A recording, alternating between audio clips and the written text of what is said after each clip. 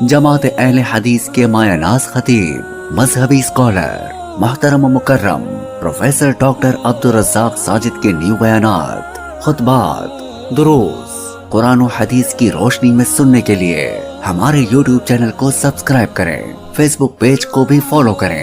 بارک اللہ فیکم۔ ویل للمطففین قرآن بھی پڑھی جاتے ہیں۔ قرآن کا مظاہرہ انہی 8 بازاروں میں سب سے زیادہ ہوتا ہے اور تاجر ہی بیچ میں شریک ہوتے ہیں، لیکن کیا مجال کہ کبھی یہ بھی سمجھ سکیں کہ قرآن بولتا کیا ہے، قرآن کہتا کیا ہے۔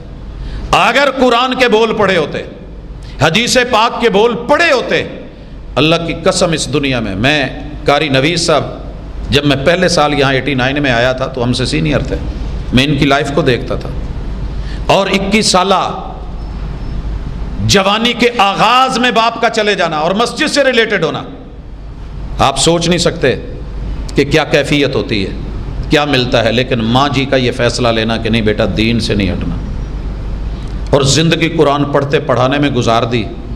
حضرات فیصلے آپ کے سامنے ہیں، ولیوں کے سر پہ کوئی سینگ نہیں اگتے، یہ بات ذہن میں رکھیے گا۔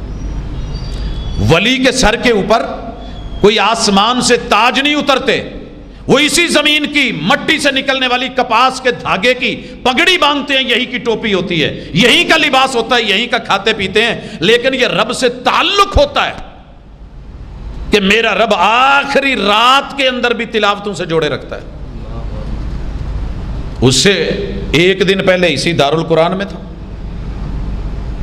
ایک ہی شہر میں، لیکن رب مہلت دے دیتا ہے، میں بھی وہیں تھا، وہ بھی ادھر ہی تھے، مجھے رب نے مڑنے کا موقع دے دیا، ان کو نہیں۔ موقع آپ کے لیے بھی ایسے ہے، میرے لیے بھی ایسا ہے، موقع دے رہا ہے، مہلت دے رہا ہے، ٹائم ابھی باقی ہے۔